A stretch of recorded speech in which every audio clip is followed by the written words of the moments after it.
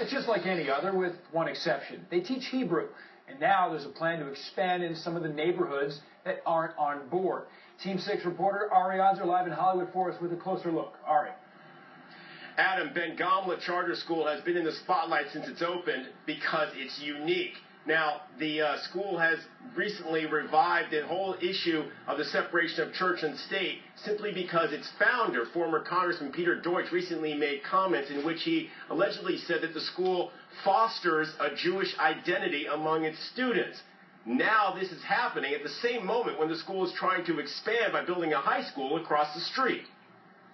So the answer is, everybody? 5. It looks like a third-grade class at any other public school. But this is Ben Gamla K-8 charter school in Hollywood, which has been controversial since it opened 7 years ago. Not for academic reasons. My school scored the highest in Broward County for a K-8 school. David Yeled or David Yeldad? The school's controversial because Hebrew language and culture is part of the curriculum. There is no religiosity in this school. Our Hebrew language is the same as if you go into the traditional neighborhood school and take Spanish, French, or German. Principal Sharon Miller says she's obsessed with maintaining a separation of church and state, and despite Israeli posters throughout the building, says she follows Broward Public School curriculum on everything. The love of Israel, the love part, doesn't work. An understanding of the culture, the geography, the history, that would be secular. And I think it's up to the Broward School Board to find out what they're teaching in Ben Gamla.